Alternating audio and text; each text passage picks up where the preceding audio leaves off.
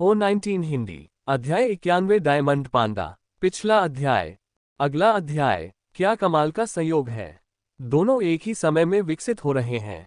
खैर, यह अच्छी बात है कि रिया भी विकसित हो रही है। अगर ऐसा नहीं होता तो हमारे पास भागने के अलावा कोई विकल्प नहीं होता और हमारे सुरक्षित बाहर निकलने की संभावना भी उतनी अच्छी नहीं थी। उन्हें स्तर बढ़ाने में 15 से 20 मिनट लगेंगे। मैं वास्तव में देखना चाहता हूं कि जब वह कॉर्पोरल स्तर की रिवॉल्वर बन जाएगी तो रिया कितनी शक्तिशाली होगी। freewebnovel.com। छी, मैंने गाली दी क्योंकि औषधि पीते समय मैं फिर से घायल हो गया। मैंने अभी उनके परिजनों को मारा ही था। ये देखकर वे उन्मत्त हो गए और पागलों की तरह मुझ पर हमला करने लगे। मुझे हमला करने का कोई मौका ही नहीं मिला। क्लैंक। मैंने उस बल का उपयोग करते हुए पीछे हटते समय राक्षस के हमले के खिलाफ बचाव किया। मुझे लगा कि मेरे पास अच्छा समय होगा। ये साले मुझे सच में उन्हें मारने के लिए मजबूर कर रहे हैं। मैंने कोसा, मैं बलपूर्वक जीवन शक्ति औषधि का उपयोग करके कौशल का उपयोग करना चाहता था, लेकिन मैंने खुद को नियंत्रित किया और सामान्य तरीके से लड़ता रहा। यदि मैं जबरदस्ती कौशल का प्रयोग करूंगा तो बाद में मुझे निश्चित रूप से समस्याओं का सामना करना पड़ेगा। Clank clank bang. मैं कौशल का उपयोग करने के लिए समय की प्रतीक्षा करते हुए राक्षस से लड़ता रहा।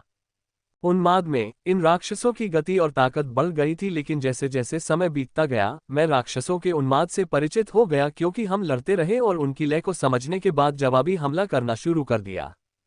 हालांकि मेरे सामान्य हमले अभी भी उन्हें ज्यादा घायल नहीं कर सकते, लेकिन इससे मेरा आत्मविश्वास बढ़ा है। मुझे कौशल का उपयोग किए बिना उन्हें मारने का पूरा विश्वास है, लेकिन इसमें मुझे बहुत समय लगेगा।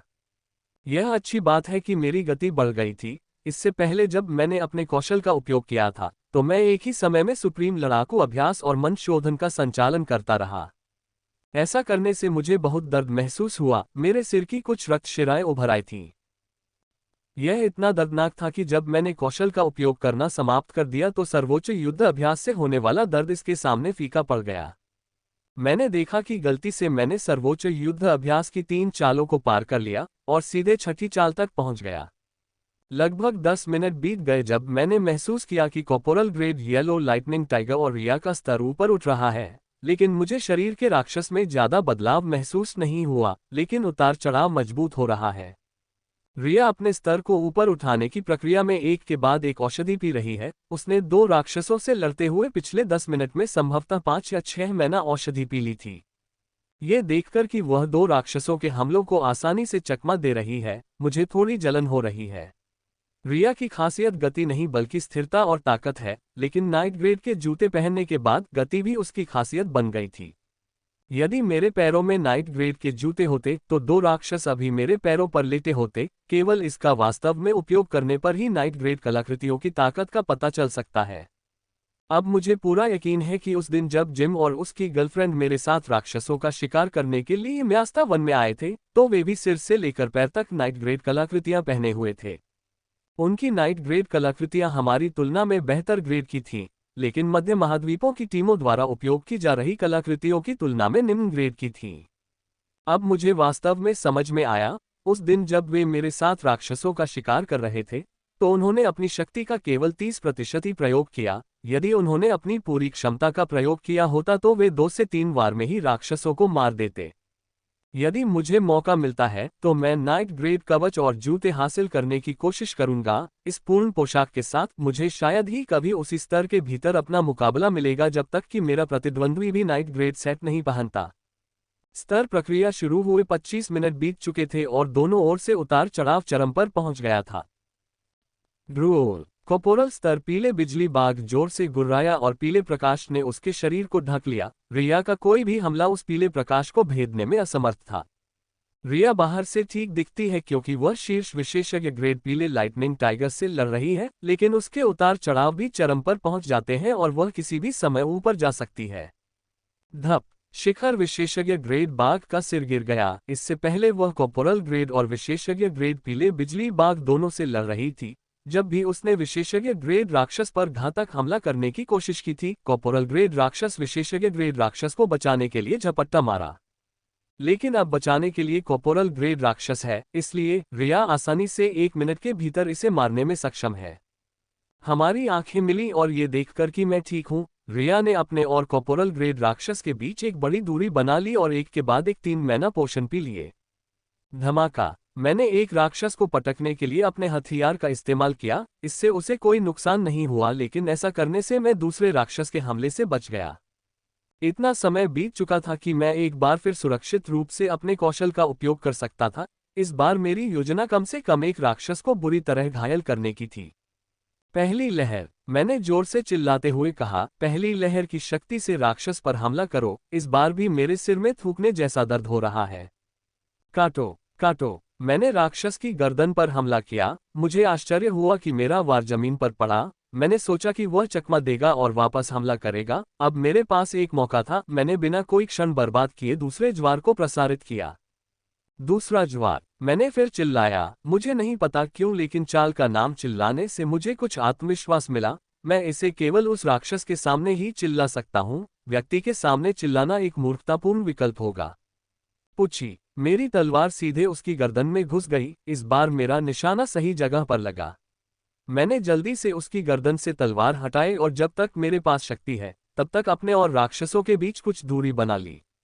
ध्रुव, ये पीली बिजली वाला बाघ खून बहने से जल्द ही मर जाएगा।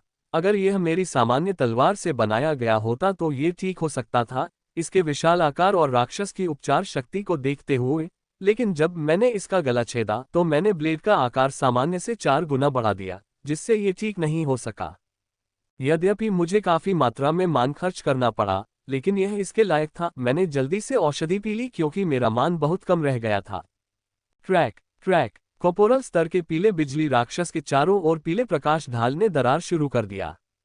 रिया, मैंने चेतावनी देते हुए चिल्लाया, लेकिन उसमें कोई परिवर्तन नहीं हुआ। वह बिना कोई प्रतिक्रिया दिए अपनी जगह पर खड़ी रही। केवल उसका आभामंडल एक राक्षस की तरह भौतिक स्तर में परिवर्तित हो गया।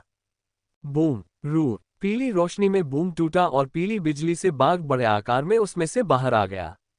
गर्जना। ये रिया की ओर गुर्राता है और उस पर एक छलांग लगाता है। उसके हाथ के आकार के पंजे के नीचे वह निश्चित रूप से कुचल जाएगी। रिया, मैंने पूरी ताकत से चिल्लाया, लेकिन कोई जवाब नहीं आया। जैसा कि मैंने सोचा था कि रिया निश्चित रूप से एक पीले बिजली बाघ के पंजे के नीचे कुचल जाएगी। रिया का एक क्रिस्टलीय चीज शॉट। बूम। पीली बिजली की बाघ गति उस क्रिस्टलीय चीज द्वारा रुक गई। यह इतना चमकीला था कि मुझे ये जानने का मौका ही नहीं मिला कि वह क्रिस्टलीय चीज क्या है। जब रोशनी कम हुई तो मुझे वह चीज साफ दिखाई दी। अरे, मैं उस क्रिस्टल जैसी चीज को देखकर अचंभित रह गया। ये पांडा है, एक ऐसा पांडा जो हीरे से बना हुआ लग रहा था। ये सबसे चौंकाने वाली बात नहीं है। सबसे चौंकाने वाली बात इसका आकार है। इसकी लंबाई बमुश्किल 2.5 फुट है, जो कि पत्थर के पांडा के आकार से 5 गुना से भी अधिक छोटा है। एक पांडा है, हीरे जैसी त्वचा वाला पांडा राक्षस। मुझे यकीन है कि ये दीदी ही होगी, क्योंकि केवल वही रिया से इस तरह बाहर आ सकती है। दो बातों को समझने से पहले मैं थोड़ा उलझन में था। जब दीदी एक स्टोन पांडा थी तब वह अपने 2 फुट से अधिक लंबे आकार से लगभग 5 गुना लंबी थी, और दूसरी बात यह है कि उसका तनाव है।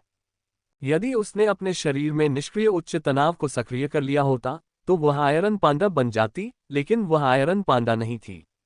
वह उत्परिवर्तित है। कभी कभी जब चरणों को ऊपर ले जाने के बजाय उच्च तनाव को सक्रिय किया जाता है तो कभी कभी राक्षस उत्परिवर्तित तनाव को सक्रिय करता है। एशलिन का उत्परिवर्तन अलग है, वह उत्परिवर्तित पैदा हुई है। राक्षसों से जुड़ी कई ऐसी बातें हैं जो कभी कभी किसी को अंदर तक झकझोर देती हैं।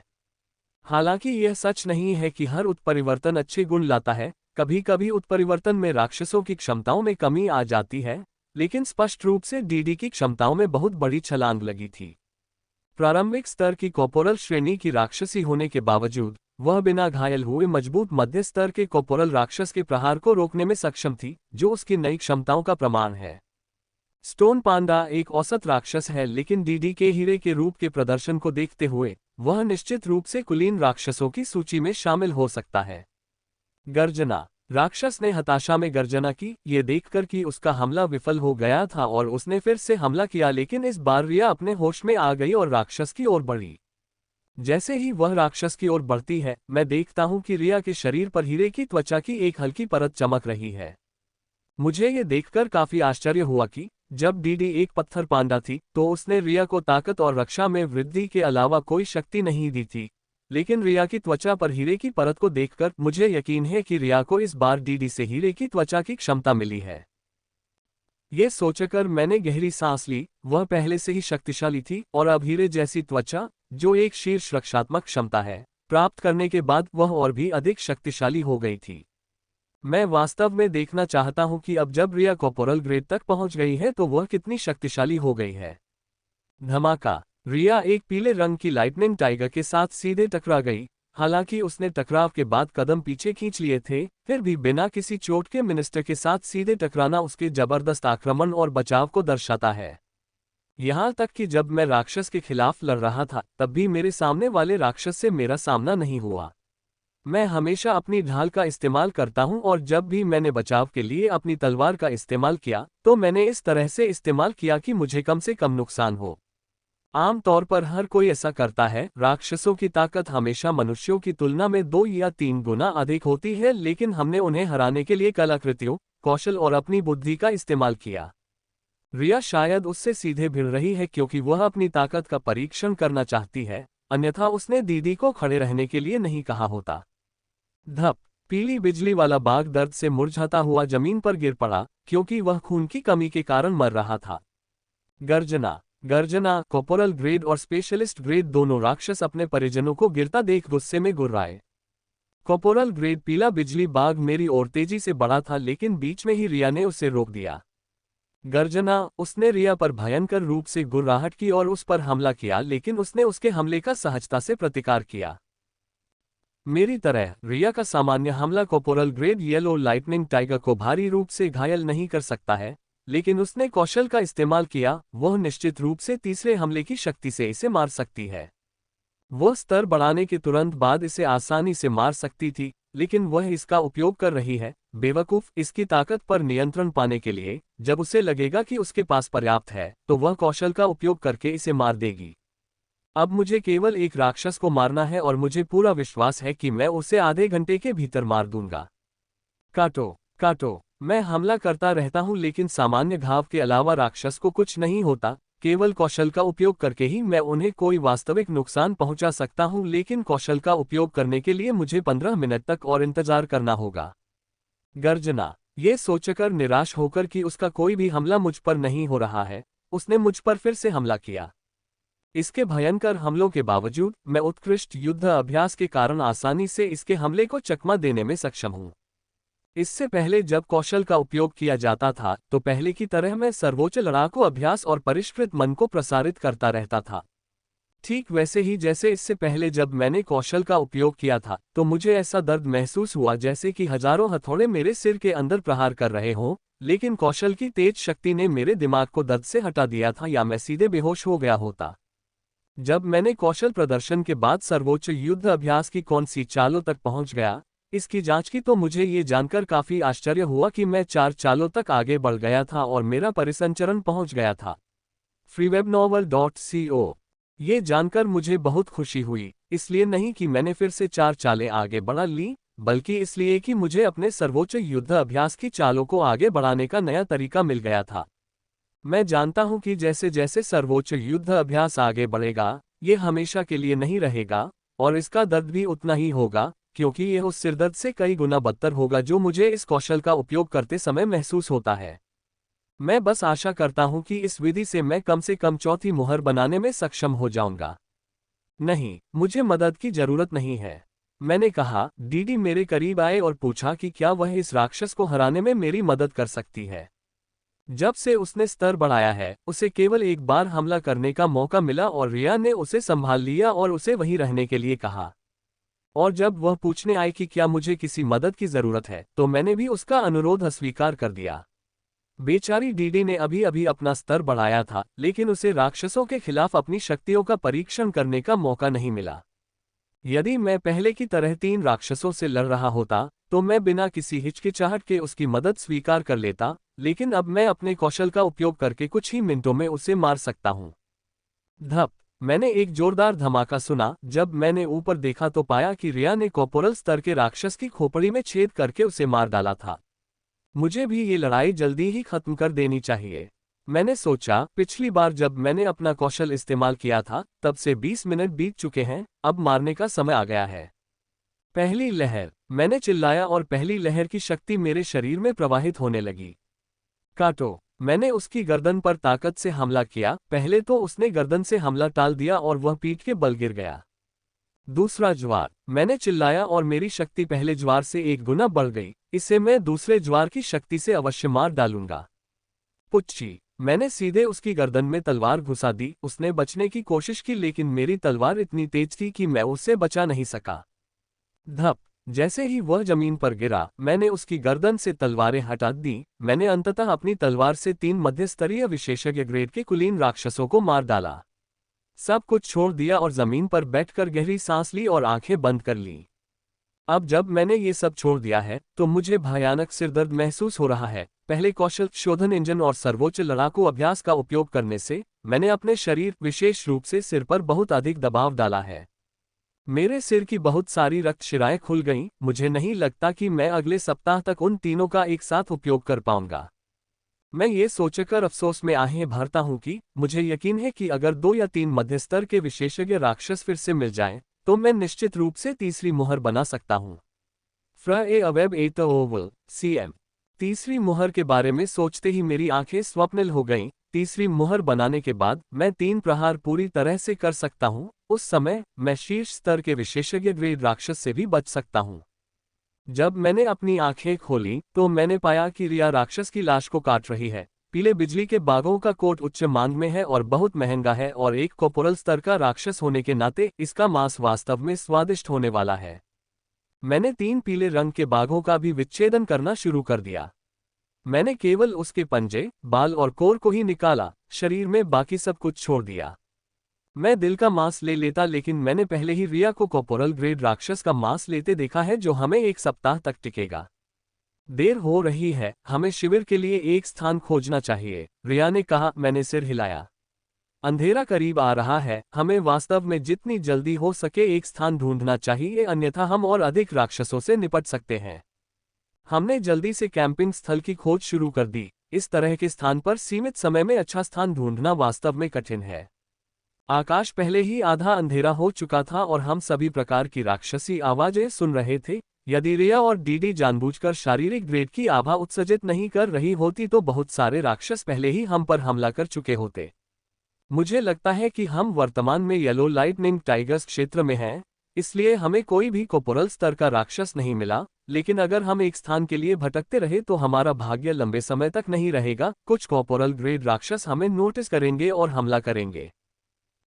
चबा चबा, एशलिन आसमान से चहकती हुई आई। मैंने पहले एशलिन से पूछा था कि क्या वह आसमान से कोई जगह ढूंढ सकती है। क्या तुम्हें मिल गया? मैंने उससे उम्मीद से पूछा। चबाओ चबाओ, उसने हाँ में सिर हिलाया और उस दिशा में उड़ने लगी। हम जल्दी से उसके पीछे चले गए। ये काफी नजदीक था और हम वहां 10 मिनट में पहुंच गए, लेकिन जब हम वहां पहुंचे तो वहां काफी समस्या थी, क्योंकि वहां कुछ विशेषज्ञ ग्रेड राक्षस ने कब्जा कर लिया था। मेरे कुछ भी किए बिना ही रिया और दीदी ने राक्षस पर हमला कर दिया और कुछ ही मिनटों में उन्हें खत्म कर दिया। ये देखकर कि रिया ने कोर को हटा दिया था, मैंने शवों को जलाने के लिए फायरमैन को बुलाया, लेकिन रिया ने रोक दिया। शवों को जलाओ मत, इससे राक्षस आकर्षित होंगे। उन्हें किसी गड्ढे में दफना देना बेहतर है, रिया ने कहा। मैं कितनी बेवकूफ हूं, मुझे कुछ सामान्य बातें समझ में नहीं आती। दीदी, गड्ढा खोदो और उन लाशों को उसमें दफना दो, रिया ने दीदी से कहा। प्यार से सिर हिलाते हुए दीदी ने शिविर से थोड़ा आगे एक गड्ढा खोदना शुरू कर दिया। कॉर्पोरल ग्रेड और पृथ्वी स्तर के राक्षस होने के नाते दीदी ने कुछ ही मिनटों में एक बड़ा गड्ढा खोदा और शवों को उसमें दफना दिया। जब तक दीदी ने खाना खत्म किया, हम भी टेंट में आ गए। मुझे बचा हुआ खाना दे दो, मैं उसे गर्म कर दूंगी, मैंने रिया से कहा। सुबह रिया ने जानबूझकर बड़ा खाना पकाया ताकि हम रात में कैंप में खा सके, क्योंकि हम घाटी में खाना बना सकते हैं और राक्षस को आकर्षित कर सकते हैं। रिया ने मुझे खाना दिया और मैंने आग जलाकर उसे गर्म किया। मैं कैंप में खाना गर्म कर रही थी ताकि गंध बाहर न फैले। इसे गर्म करने के बाद मैंने सभी को प्लेट में परोसा और हमेशा की तरह एशलिन ने सबसे पहले इसे खाया। खाना खाते समय मैं डीडी को देखने लगा। इससे पहले मुझे उसे साफ रोशनी में देखने का मौका नहीं मिला था। जैसे मुझे संदेह था कि उसका पूरा शरीर हीरे जैसी सामग्री में बदल गया था। जबकि दूर से यह कठोर हीरे की त्वचा लग रही थी, लेकिन ये सामान्य त्वचा की तरह थी, छूने पर मुलायम। मैंने पुष्टि में डीडी के सिर को भी छुआ। मुझे डीडी के सिर को छूते देख उन तीनों ने मुझे अजीब नजरों से देखा। मैं उसकी त्वचा की जांच कर रहा हूं कि वह सख्त है या मुलायम। मैंने उन्हें अजीब तरह से मेरी ओर देखते हुए जल्दी से समझाया। चबाओ। एशलिन ने मेरी व्याख्या सुनकर चहकते हुए कहा, लड़ाई के दौरान उसकी त्वचा सख्त हो गई थी, है ना? मैंने रिया से पूछा। हाँ, ये कठिन हो गया है और उसकी रक्षा भी बढ़ जाती है, रिया ने समझाया। मैंने भी ऐसा ही सोचा। जब डीडी रॉक पांडा थी तो उसकी त्वचा भी उसी तरह काम करती थी, इसलिए यह संभव है कि उसके बाद भी यह उसी तरह काम करे। सभी राक्षस खोजकर्ता उस तरह काम नहीं करते हैं। कुछ पृथ्वी तत्व राक्षसों की खाल हमेशा कठोर या नर्म होती है और वे अनुबंध के दौरान कभी नहीं बदलती हैं। रिया ने बर्तन साफ करने की पेशकश की। मैंने उनकी बात मान ली और स्किल 9 रेजिंग स्ट्राइक्स का अध्ययन करना शुरू कर दिया। मुझे पूरा यकीन है कि मैं जल्द ही 3 स्ट्राइक करने में सक्षम हो जाऊंगी और मैं इसके लिए तैयार रहना चाहती हूँ। यद्यपि मुझे पहले से ही इसके तीनों ज्वारों की समझ है, फिर भी मैं इसके बारे में अपनी समझ को और मजबूत करना चाहता हूं और मैंने आज कई बार इस कौशल का प्रयोग किया और मेरे सामने कई समस्याएं आई जिन्हें मैं दूर करना चाहता हूं। मैंने पहला पहरा लेने की पेशकश की क्योंकि मैंने कल दूसरा पहरा लिया था। ठीक है, उसने जवाब दिया। 9 रेजिंग स्ट्राइक्स का 2 घंटे अध्ययन करने के बाद मैंने अपने सभी संदेहों को दूर कर लिया जो मुझे परेशान कर रहे थे। ये देखते हुए कि मैंने आज पर्याप्त प्रगति की है, मैंने इसका फोल्डर बंद कर दिया और ब्लेजिंग स्ट्राइक्स फोल्डर खोल दिया। ब्लेजिंग स्ट्राइक्स एक नाइट ग्रेड कौशल है जो बहुत जटिल है और इसे कम समय में नहीं समझा जा सकता है, फिर भी मैं हर दिन कुछ घंटे इसका अध्ययन करता हूँ। मैंने अपनी निगरानी के समय के बाद रिया को जगाया था। रिया को जगाने के तुरंत बाद मैं सो गया। भोर में जब मैं उठा तो पाया कि रिया पहले से ही तैयार थी। मैंने जल्दी से फ्रेश होकर नाश्ते के रूप में खाने के लिए पैकेट वाला खाना निकाला। हालांकि यह पके हुए राक्षस भोजन की तुलना में बेस्वाद था, ये जंगल में हमारा एकमात्र विकल्प था। एशलिन खाना नहीं चाहती थी, इसलिए उसने मुझसे उसके लिए खाना बनाने को कहा। क्रोधित होकर मैंने उसे विकल्प दिया, या तो खा लो या भूखे रहो, हम घाटी से बाहर निकल जाएंगे। उसने अनिच्छा से उसे खा लिया, लेकिन मुझ पर नाराज रही। हमने अपना शिविर समेट लिया और पर्याप्त रोशनी देखने के बाद यात्रा शुरू कर दी क्योंकि हम दोपहर तक घाटी से बाहर निकलना चाहते थे। घाटी से बाहर निकलते समय हमें 2 कोपोरल स्तर के राक्षस मिले, एक प्रारंभिक स्तर का जबकि दूसरा मध्य स्तर का था, लेकिन रिया ने उन्हें संभाल लिया। जबकि डीडी द्वारा नियंत्रित उन विशेष स्तर में मैंने केवल 2 विशेषज्ञ ग्रेड राक्षसों को मार डाला था।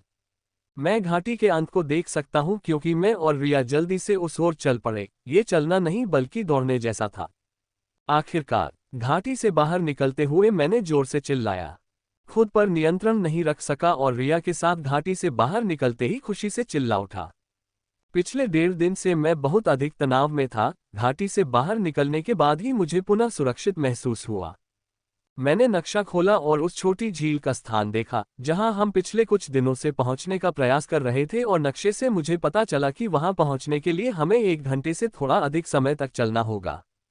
हमने बिना समय बर्बाद किए अपनी गति बढ़ा ली। हालांकि हमारे लिए वहां जाना आवश्यक नहीं था क्योंकि हमारा मुख्य उद्देश्य घर पहुंचने का रास्ता ढूंढना था, लेकिन अब हमें एंड्रू और नील से सभा के बारे में जानना था।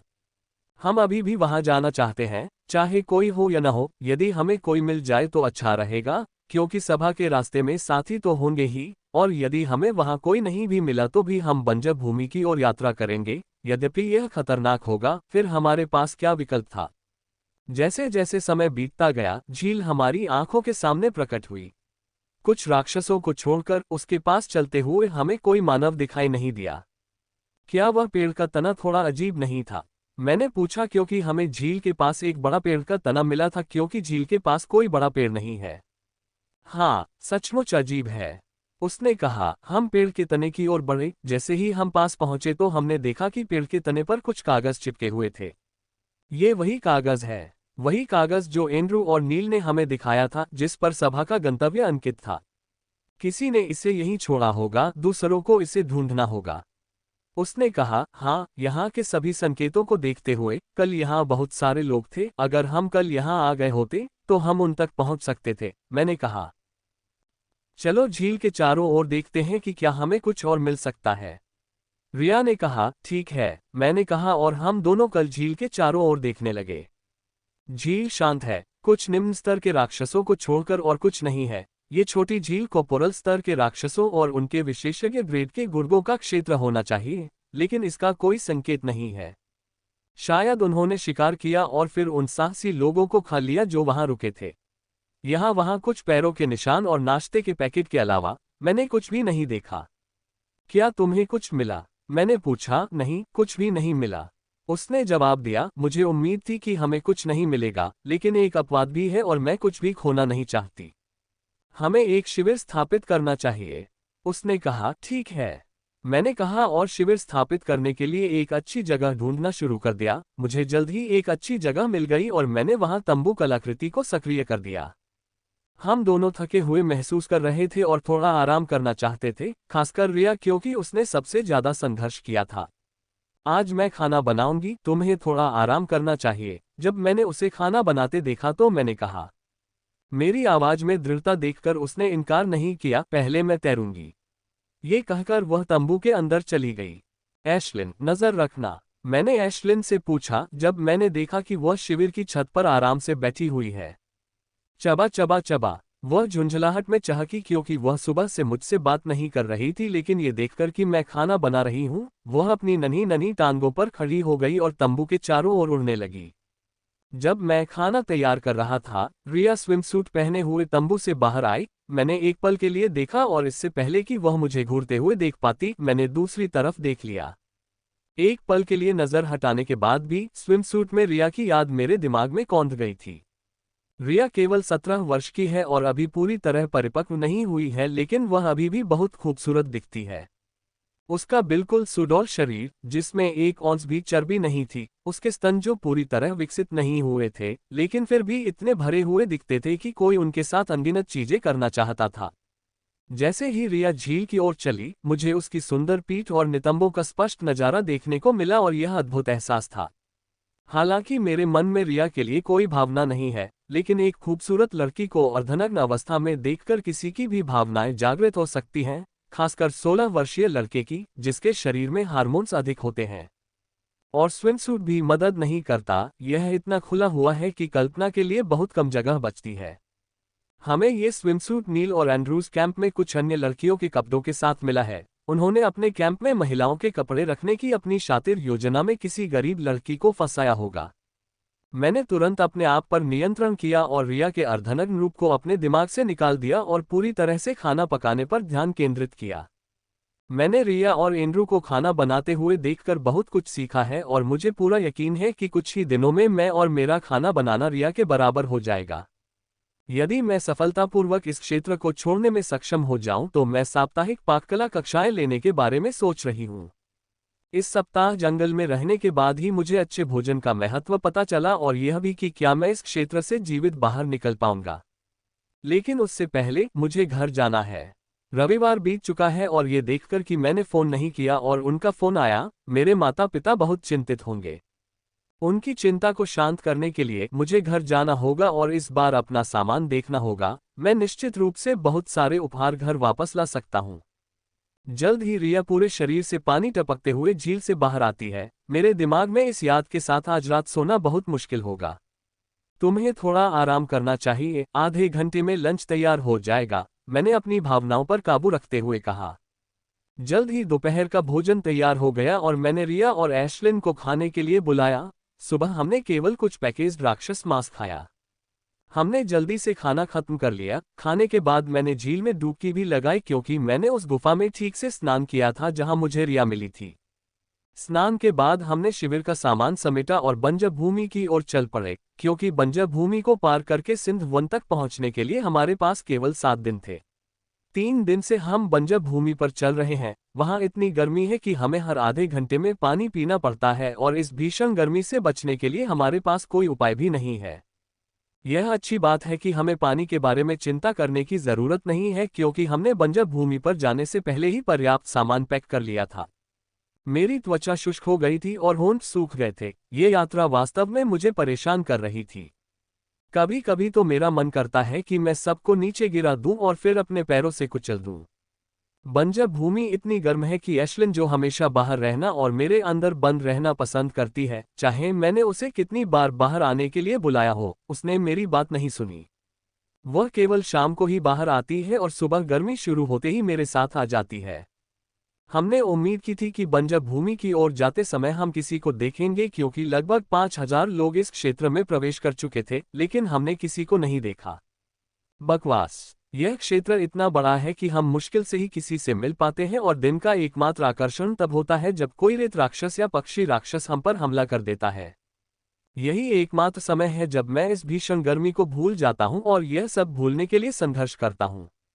मैंने सामने समय देखकर आह भरी। शाम तक 2 घंटे और हैं। इसका मतलब है कि हमें अभी और घंटों चलना होगा।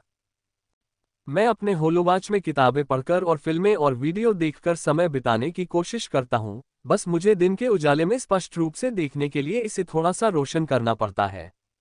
पहले तो मुझे ऐसा करना थोड़ा अजीब लगा, खतरनाक तो नहीं, क्योंकि कोई भी रेत का राक्षस उस क्षण हम पर हमला कर सकता था, लेकिन मैं ऊब के कारण ऐसा करने से चूक गया और उस खतरे को भूल गया जो कहीं से भी मुझ पर हमला कर सकता था। हालांकि इस खतरनाक वातावरण में जागते हुए फिल्में और वीडियो देखना अजीब लग रहा था, लेकिन चलते समय समय बिताने का यही एकमात्र तरीका है। मुझे देखकर रिया भी समय बिताने के लिए ऐसा करने लगी। समय बीतता गया और जल्द ही 2 घंटे बीत गए और आसमान काला होने लगा और हमने शिविर स्थापित कर लिया। अगर हम इसी गति से चले तो 3 दिन बाद सिंध के जंगल में पहुंच जाएंगे, उसने नक्शा देखते हुए कहा। मैंने नक्शे की ओर देखते हुए सिर हिलाया। हमने नक्शे पर दिए गए मार्ग का सख्ती से पालन किया है और 3 दिनों में हमने जो दूरी तय की है, उसके आधार पर हम अनुमान लगा सकते हैं कि जंगल तक पहुंचने के लिए हमें कितना समय चाहिए होगा, जो कि अंतिम तिथि से पूरे 2 दिन पहले है।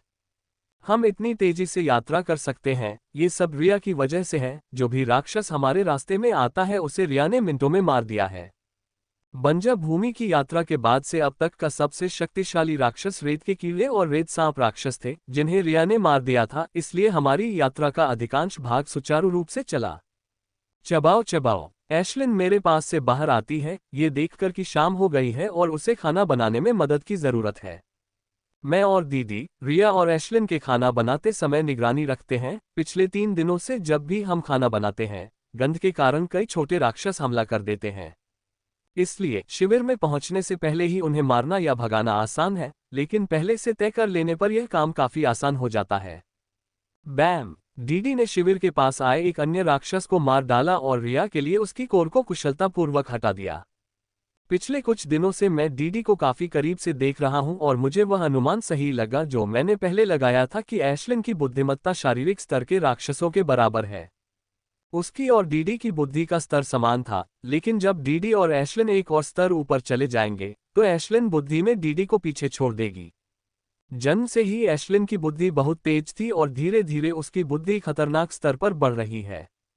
ग्रे स्पार्क स्पैरो को औसत दर्जे की बुद्धि वाला माना जाता है, लेकिन सिल्वर स्पार्क एरो एशलिन उत्परिवर्तित है और हो सकता है कि उत्परिवर्तन ने ही उसे बुद्धिमत्ता प्रदान की हो। यदि यह उत्परिवर्तन उसके स्ट्रेन तक फैल जाता और उसे उच्च स्तर का बना देता, तो कम से कम लेफ्टिनेंट स्तर पर तो ये बहुत अच्छा होता। खाना तैयार है। चबाओ चबाओ। एशलिन और रिया दोनों ने एक ही समय पर आवाज लगाई जब खाना तैयार हो गया। चलो चले दीदी, मैंने छोटी पांडा दीदी से पूछा, जो अपने हल्के पंजों में 4 विशेषज्ञ ग्रेड कोर चुनने की कोशिश कर रही थी। वह किसी तरह उन्हें उठाती है और शिविर की ओर चलती है। दीदी को ऊपर उठे हुए 5 दिन हो चुके हैं। वह अपने शरीर को नाजुक स्तर पर नियंत्रित नहीं कर सकती है, ऐसा करने में उसे 1 और सप्ताह लगेगा। कैंप के अंदर रिया ने पहले ही प्लेटें परोस दी थी और एशलिन ने हमारा इंतजार किए बिना ही खाना शुरू कर दिया था। खाना खाते समय मैंने वह प्रश्न पूछा जो आज दोपहर से मुझे परेशान कर रहा था। क्या 88% के बाद आपका मन शुद्धिकरण धीमा हो गया है? मैंने पूछा। 2 दिन पहले मेरा मन 87% शुद्धता तक पहुंच गया था, फिर अचानक धीमा हो गया, जैसे कि पिछले 2 दिनों से शुद्धिकरण बंद हो गया हो और मेरे मन की शुद्धता में मिनट में वृद्धि हुई हो। ये घर की गति की तुलना में भी धीमी है। ऐसा हर किसी के साथ होता है, मेरे साथ भी हुआ। जब मैंने ये प्रश्न पूछा तो उसने हंसते हुए कहा। उत्तर देने से पहले वह कुछ देर रुकी, जैसे उसे सही शब्द मिल गए हों। इसे महान सीमा कहा जाता है। ये तब होता है जब मान 85% से ऊपर पहुंच जाता है। मेरा मान 88% पर महान सीमा तक पहुंच गया। उसने कहा। महान सीमा। मैंने इस शब्द के बारे में पहले कभी नहीं सुना था, ये देखकर कि मैं समझ नहीं पा रहा हूँ, उसने धैर्यपूर्वक उत्तर दिया। महान सीमा तब होती है जब एक बार मन 85% से ऊपर हो जाता है। हमारे मन के 85% शुद्धिकरण दर से ऊपर पहुंचने के बाद हमारा मन बहुत धीमा होने लगा और इससे कोई फर्क नहीं पड़ता कि आपका शुद्धिकरण इंजन कितना अच्छा है।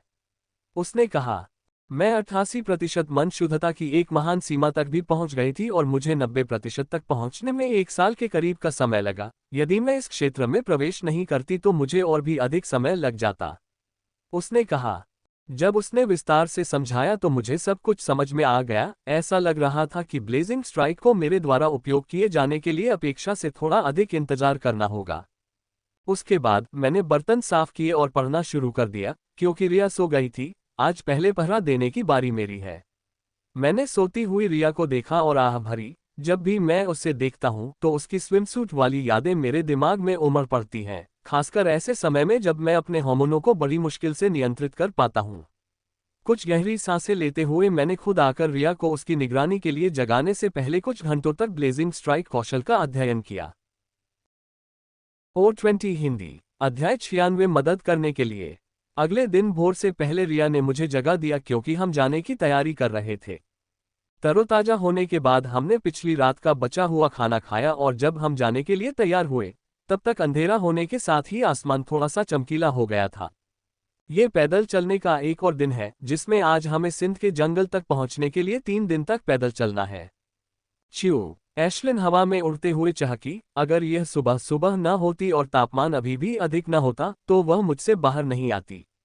वह उड़ान के लिए बहुत अधिक गर्मी होने से पहले अधिकतर 1 घंटे तक ही उड़ती थी। वह मेरे साथ घुल मिल जाती थी। मैं इस समय लोकप्रिय गाने सुन रहा हूं जो मैंने समय बिताने के लिए 1 महीने पहले लाए थे। अगर एशलिन ऊपर से मेरी निगरानी नहीं कर रही होती तो मैं इतना तेज संगीत नहीं सुन पाता। यदि कोई राक्षस आएगा तो एशलिन उसे अपनी पक्षी दृष्टि से देख लेगी और मुझे तुरंत सूचित करेगी। ओह, मैंने अपने पैरों के नीचे कंपन महसूस करते हुए संगीत बंद कर दिया। कंपन को देखकर ऐसा लगता है कि वहां केवल एक ही राक्षस है, लेकिन वह राक्षस बड़ा है। धप, गर्जना। एक बड़ा रेत कीड़ा राक्षस हमारे ठीक सामने रेत से बाहर आता है। मैंने तुरंत अपने जूते सक्रिय कर लिए और राक्षस से तेजी से पीछे हट गया क्योंकि यह प्रारंभिक स्तर का कॉर्पोरल ग्रेड राक्षस था जो मेरी श्रेणी से बहुत ऊपर था। रिया ने मेरे पीछे हटने का इंतजार नहीं किया और सीधे राक्षस पर हमला कर दिया, जबकि बीच में ही उसने अपनी चौड़ी तलवार सक्रिय कर ली। और उसकी गति को देखते हुए वह निश्चित रूप से शुरू से ही कौशल का उपयोग कर रही है। यह राक्षस मर चुका है। गर्जना। राक्षस ने गर्जना की और सहज रूप से मृत्यु का पूर्वाभास महसूस किया क्योंकि वह रेत में वापस जाने की कोशिश करता है, लेकिन इससे पहले कि वह ऐसा करता, रिया पहले ही उस तक पहुंच गई और हमला कर दिया। Boom boom boom. रिया ने कौशल के लगातार 3 हमलों के साथ राक्षसों पर हमला करते हुए लगातार 3 बूम की आवाजें सुनी। जब रेत साफ हो गई तो मैंने पाया कि रिया राक्षस के मूल को हटा रही है और राक्षस 3 टुकड़ों में कट गया था। बैम। रिया द्वारा कोर हटाने के बाद एशलिन ने ऊपर से आग के गोले की एक श्रृंखला जारी की। एशलिन द्वारा आग के गोले गिराए जाने के बाद राक्षस की लाश जलने लगी। मैं और रिया दोनों ही केचुआ राक्षस का मांस पसंद नहीं करते क्योंकि वह बहुत बदसूरत होता है और मरने के बाद केचुआ राक्षस से जो उल्टी जैसी गंध निकलती है वह भी हमें पसंद नहीं है। हमने उस राक्षस की ओर एक बार भी नहीं देखा और चलते बने क्योंकि यह एक सामान्य घटना हो गई थी। जब भी हम किसी राक्षस, विशेष रूप से कॉर्पोरल ग्रेड राक्षस से मिलते, रिया उस पर सीधे हमला करती और उसे मारने और कोर को हटाने के बाद मैं राक्षस के शरीर को जला देती और हम आगे बढ़ जाते।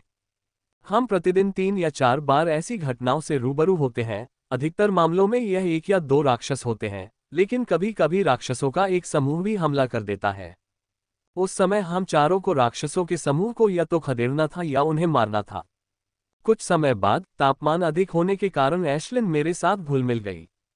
इस भीषण गर्मी में चलते हुए मैं कभी कभी सोचता था कि मनुष्य एक राक्षस में क्यों नहीं समा सकते। अगर ऐसा होता तो मेरा जीवन बहुत आसान हो जाता। मैं एशलिन को कम से कम आधे दिन तक गर्मी में उड़ने के लिए मजबूर कर सकता था, जबकि मैं उसके अंदर आराम करता। ये बहुत अच्छा होता। चबाओ, एशलिन ने तीखी आवाज में कहा जब उसने हमारे संबंधों के बारे में मेरे विचार महसूस किए। मैं तो बस मजाक कर रहा था एशलिन। मैंने शांत स्वर में कहा, लेकिन उसने बिना कुछ कहे इसे नजरअंदाज कर दिया। मैं बस मुस्कुराया और पढ़ने में लग गया। मैं वर्तमान में जड़ी बूटी विश्वकोश पढ़ रहा हूं जिसे मैंने रिया से पूछा था।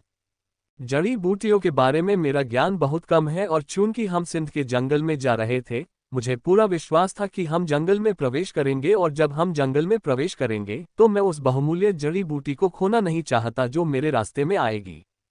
मैं जानता हूं कि यह आशा करना कि मुझे कोई बहुत महंगी जड़ी बूटी मिल जाएगी बहुत दूर की बात है, लेकिन जड़ी बूटी विश्वकोश पढ़ने में कोई हानि नहीं है और इससे मुझे कुछ दुर्लभ जड़ी बूटियों की पहचान करने में मदद मिलेगी। पिछले 2 दिनों से मैं इस पुस्तक को प्रतिदिन कुछ घंटों के लिए पढ़ रहा हूं, लेकिन फिर भी मैं इसका 10% भी पूरा नहीं कर पाया हूं। मैं नहीं जानता कि वे कीमियागर और औषधि निर्माता इन हजारों जड़ी बूटियों को छोटी छोटी बातों सहित कैसे याद रखते हैं। कुछ जड़ी बूटियों के नाम इतने अजीब होते हैं कि उनका उच्चारण करना कठिन होता है, उन्हें याद रखना तो और भी कठिन। ये ओकेबडुइन पेहरेटिडिस्ट ही लीजिए, इनका उच्चारण करना बहुत कठिन है। गहरी सांस लेते हुए मैं उन्हें पढ़ता रहा।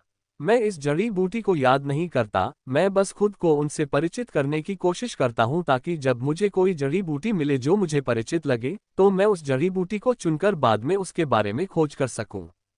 मैं न केवल उससे उसके विश्वकोश के बारे में पूछता हूं, बल्कि अयस्कों के बारे में भी पूछता हूं।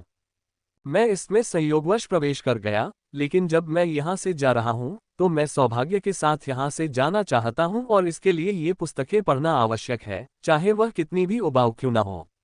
मैं ज्ञान प्राप्त करने और समय बिताने के लिए दोनों विश्वकोशों को प्रतिदिन कुछ घंटे पढ़ता हूं।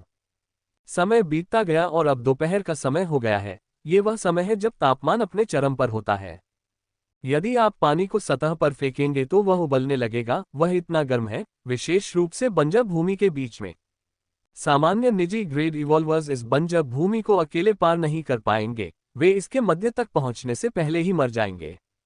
धप, रिया ने एक और राक्षस को मार डाला। ये छठा कॉर्पोरल स्तर का राक्षस है जिसका हमने आज सामना किया और अभी 1 घंटे पहले मैंने 2 विशेषज्ञ ग्रेड राक्षसों को मार डाला था। आज हम बार बार राक्षसों का सामना कर रहे हैं। हम पहले ही 6 कॉर्पोरल स्तर के राक्षसों और 19 विशेषज्ञ ग्रेड राक्षसों का सामना कर चुके हैं और अभी केवल दोपहर ही हुई है। पिछले 3 दिनों से हमारा सामना 4 कॉर्पोरल ग्रेड और 10 विशेष ग्रेड राक्षसों से नहीं हुआ था। ऐसा लगता है कि हम सिंध जंगल के जितना करीब पहुंच रहे हैं, यह उतना ही खतरनाक होता जाएगा। क्या तुम्हें कुछ सुनाई दे रहा है? रिया ने पूछा। पहले तो मैं सिर हिलाया, लेकिन फिर मैंने ध्यान लगाया और पाया कि मुझे कुछ आवाज सुनाई दे रही है। हमारे सामने से कुछ आवाज आ रही है, मैंने कहा और हम तेजी से उस आवाज की ओर चलने लगे। लेकिन इस बार हम सावधान हैं और तैयार हैं कि पिछली बार की तरह हम फिर से जाल में न फंसे। जैसे जैसे हम नजदीक पहुंचे, हमने कुछ आकृतियां देखीं। जब हमने नजदीक से देखा तो ऐसा लगा कि वे राक्षसों से लड़ रही हैं और उनकी स्थिति भी ठीक नहीं है, क्योंकि 10 से अधिक मंत्री 7 लोगों पर हमला कर रहे हैं।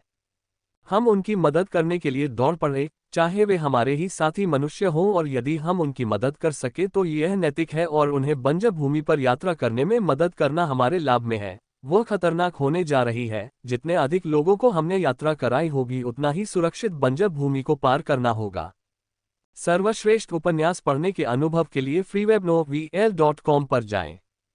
हम अपनी कलाकृतियों को सक्रिय करते हुए उनकी ओर दौड़े। जैसे ही हम करीब पहुंचे, हमें लड़ाई का स्पष्ट दृश्य दिखाई दिया, जिससे मैं इतना हैरान हो गया कि मैं लगभग वहीं रुक गया, क्योंकि मैं विपरीत दिशा में भागना चाहता था। मुझे आश्चर्य उन राक्षसों से हुआ। वे बंजर भूमि के सबसे खतरनाक राक्षसों में से एक हैं।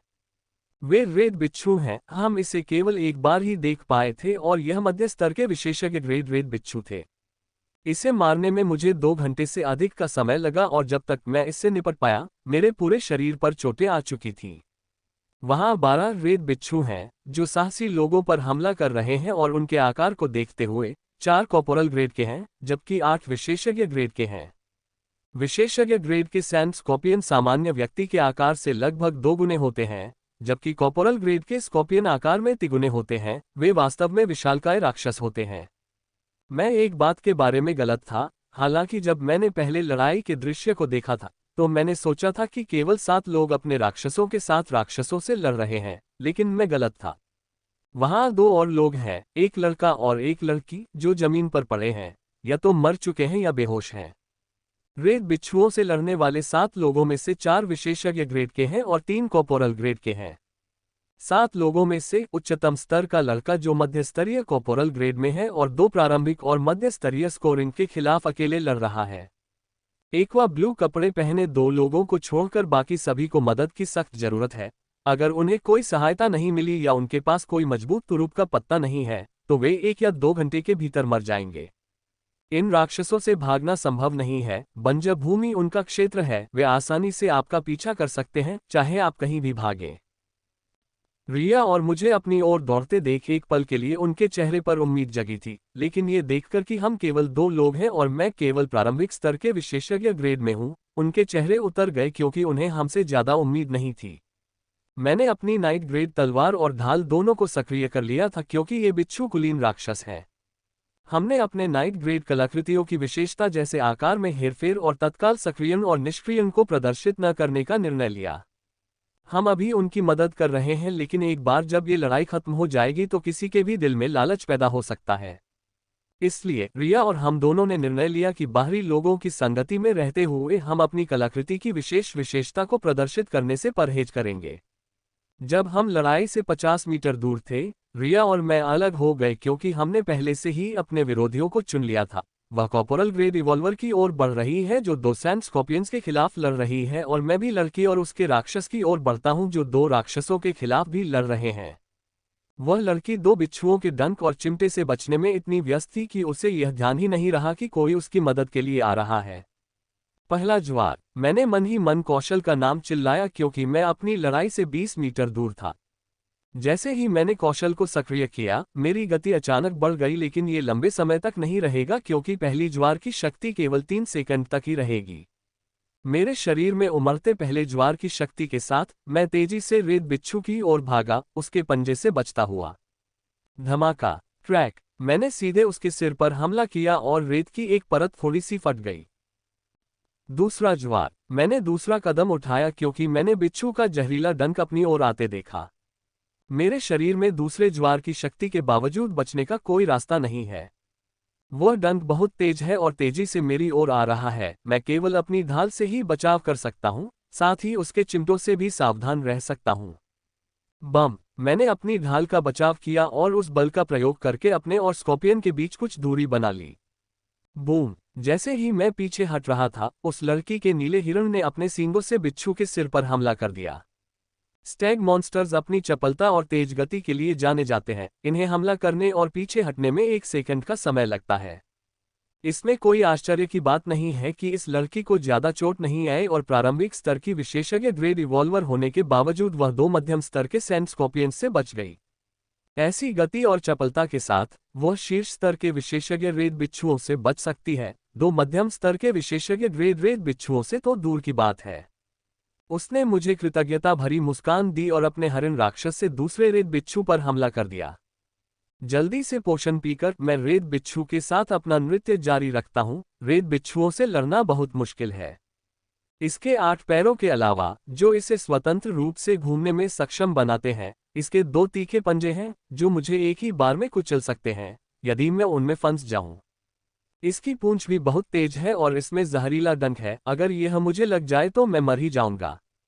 चबा चबा, एश्लिन अचानक मेरे बाहर आ जाती है जो मुझे चौंका देता है। आमतौर पर वह शाम तक मेरे अंदर रहती थी और मेरे लड़ने पर भी बाहर नहीं आती थी।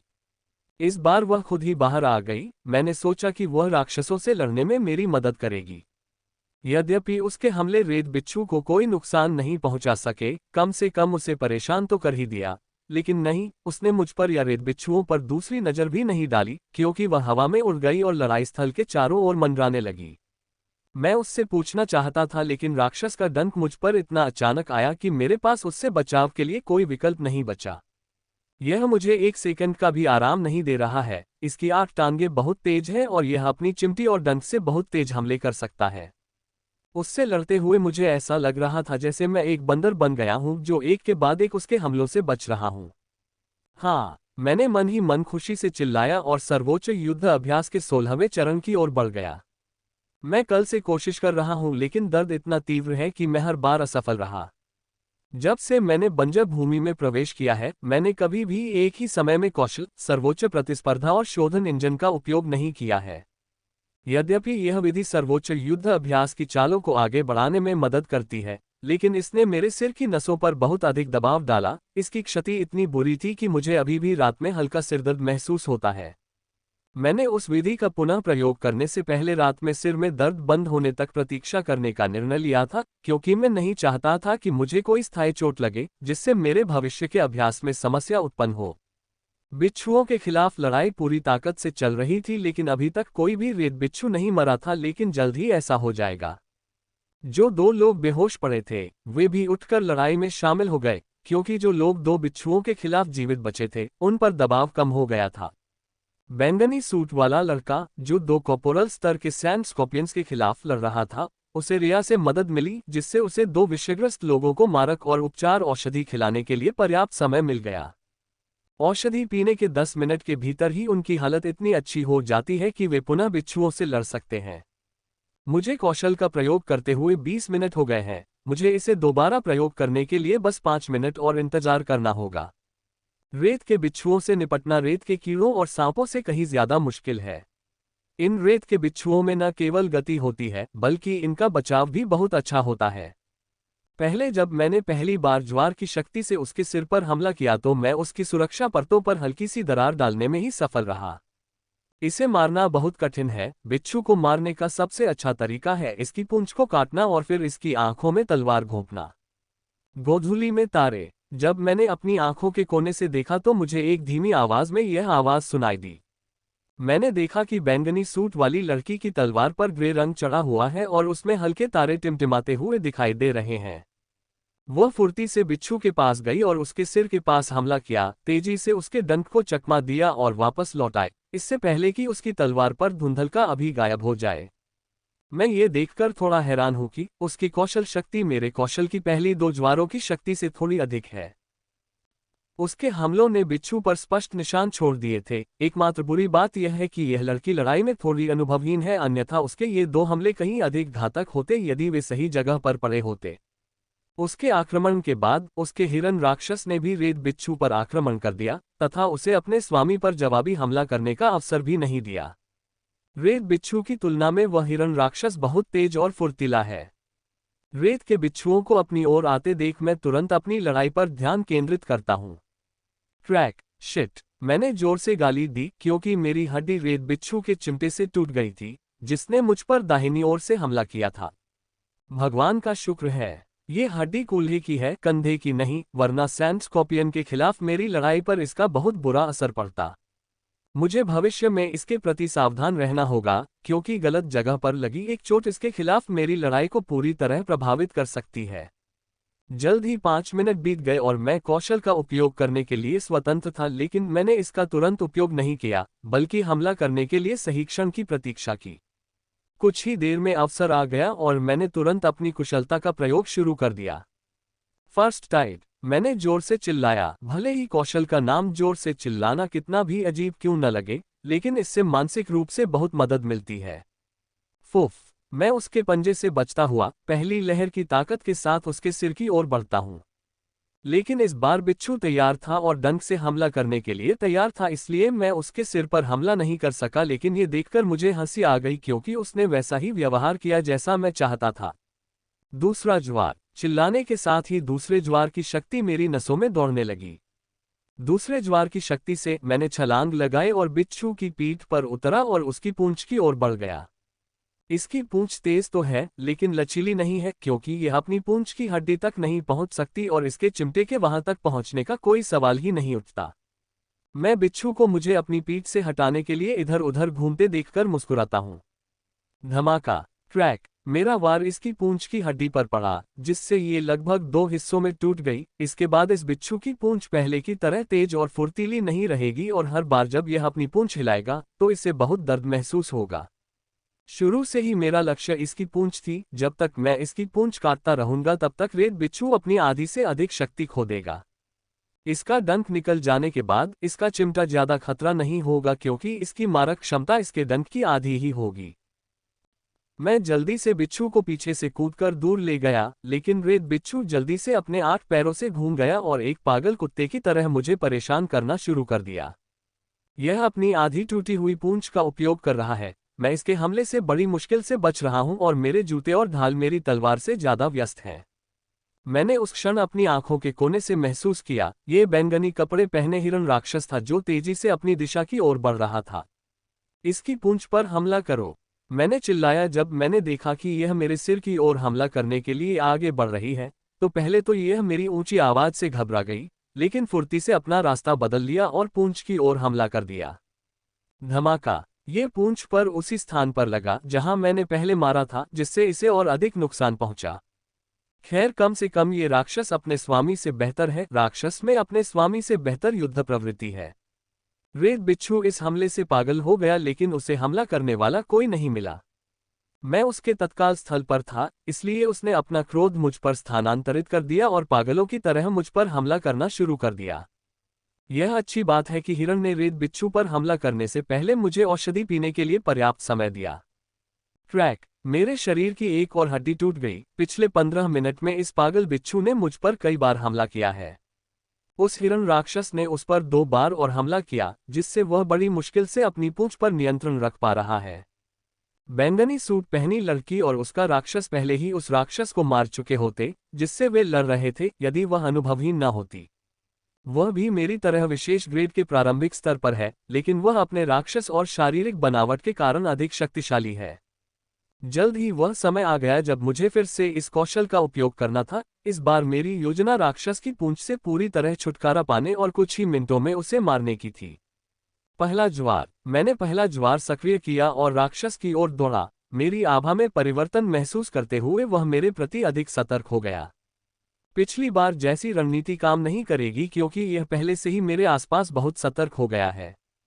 रास्ता एक ही है, लेकिन वह बहुत खतरनाक होगा। मैं उसकी ओर भागा, लेकिन जैसे ही उसने हमला करने के लिए अपने चिमटे आगे बढ़ाए, मैं निडर होकर मुस्कुराया और चिमटे की ओर भागा। दूसरा ज्वार! दूसरे ज्वार की शक्ति में सुधार करते हुए मैंने चिमटों को चकमा नहीं दिया, बल्कि उन पर कूद पड़ा। चिमटे इतने तेज थे कि बिच्छू भी अपना रास्ता नहीं बदल सका। धप! अपने पैरों को उसके चिमटे पर टिकाते हुए मैंने पीछे की ओर दूसरी छलांग लगाई। ये सचमुच एक खतरनाक कदम था। यदि मेरी गणना में थोड़ी सी भी गलती हो जाती तो मैं सीधे उन चिमटों में कूद सकता था और 2 टुकड़ों में कट सकता था। मैं हाथ में तलवार लिए हवा में था, तभी मैंने देखा कि एक बिच्छू का डंक सीधे मेरे सिर की ओर आ रहा है। अगर मैंने कुछ नहीं किया तो मैं अवश्य ही इसके डंक से मर जाऊंगा। बिना घबराए मैंने भागने का तरीका सोचना शुरू कर दिया, क्योंकि हवा में हमले से बचना बहुत कठिन है और सामान्य तरीके काम नहीं करेंगे। जब स्टिंगम मुझसे केवल 1 इंच की दूरी पर होता है तो मेरे दिमाग में एक बहुत ही खतरनाक विचार आता है और मुझे नहीं पता होता कि यह काम करेगा या नहीं, लेकिन मेरे पास कोई विकल्प नहीं है। अगर मैंने ऐसा नहीं किया तो केवल मौत ही मेरी प्रतीक्षा कर रही है। मैंने अपनी कमर से आग का एक विस्फोट छोड़ा और उस बल का प्रयोग करके अपने शरीर को हवा में घुमाया तथा उसके डंक से नाखून भर की दूरी से बचते हुए उसे चकमा दिया। ये वास्तव में एक खतरनाक जुआ था। मैंने लड़ाई में दिनों में अपनी अग्नि क्षमता का उपयोग नहीं किया था, क्योंकि इसका कोई उपयोग नहीं था, लेकिन अभी इसने मौत से बचने में मदद की। फ्लिप की शक्ति के साथ मेरी गति और अधिक बढ़ गई, क्योंकि मैं राक्षस की पूंछ की हड्डी की ओर नीचे की ओर गोता लगा रहा था।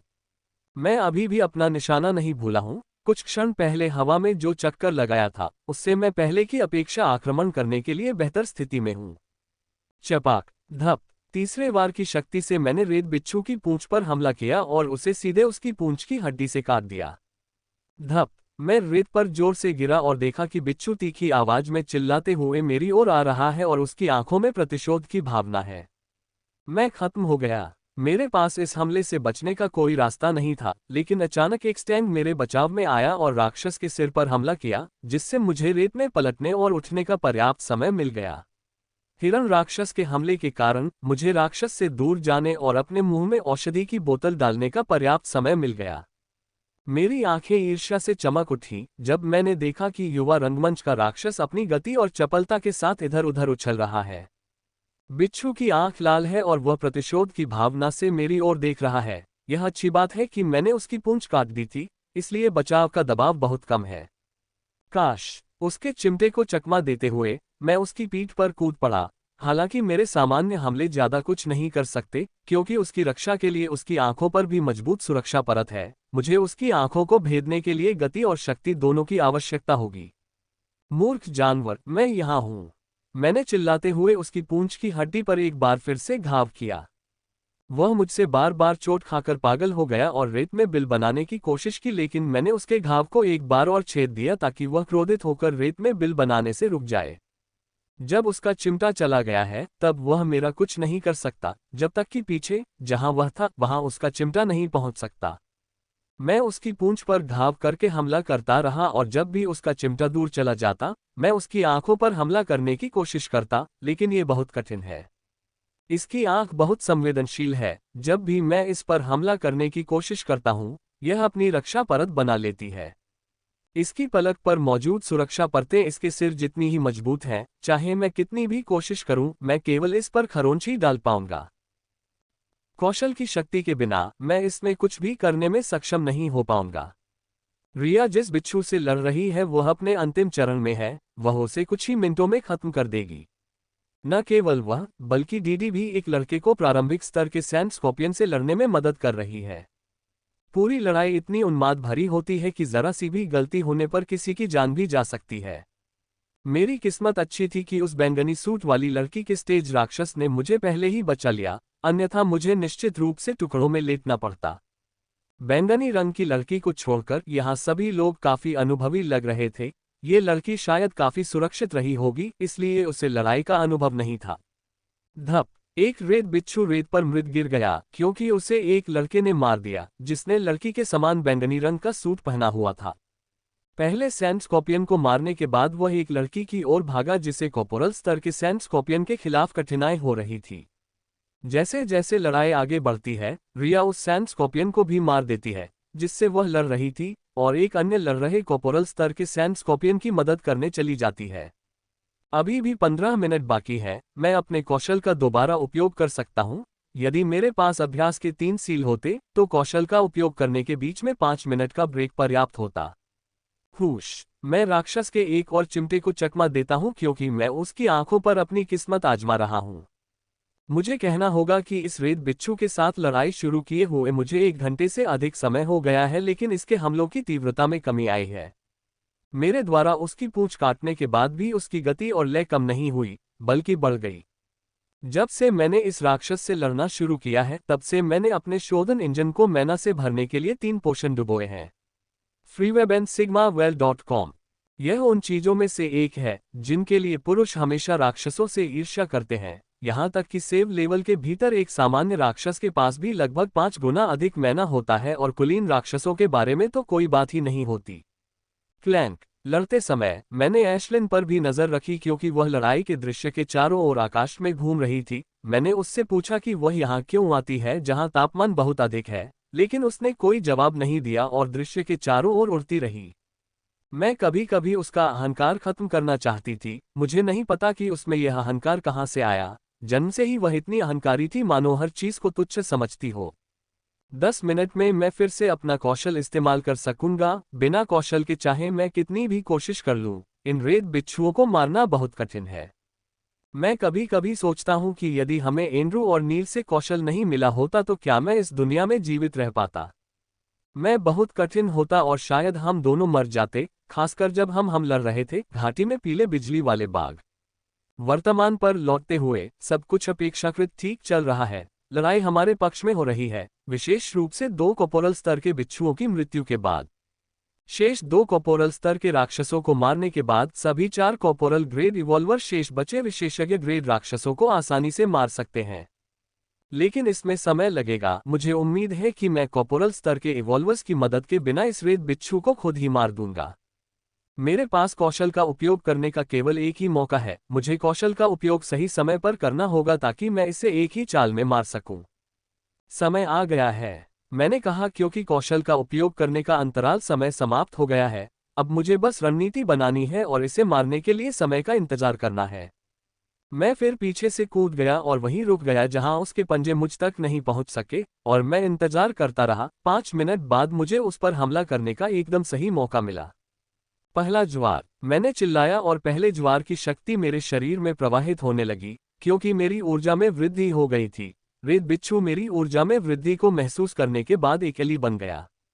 इस बार रणनीति काफी सरल है। मैं ऐसा अभिनय करूंगा जैसे मैं उसकी आंख पर वार करने जा रहा हूं, लेकिन जब मैं उसकी आंख की रक्षा के लिए उस पर वार करने की कोशिश करूंगा तो मैं हवा में उछलूंगा और दूसरे ज्वार की शक्ति से उसके सिर में वार करूंगा।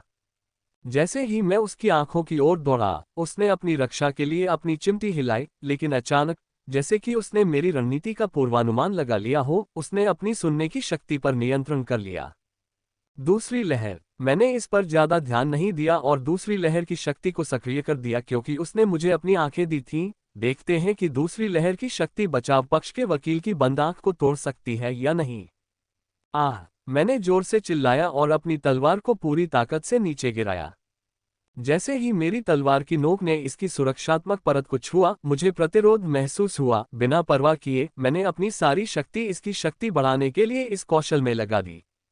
पुच्छी। शक्ति में वृद्धि के साथ मेरी तलवार ने सीधे उसकी आंख को छेद दिया और उसे प्रतिरोध का कोई मौका दिए बिना कुछ ही सेकंड में पूरी तरह से मार डाला।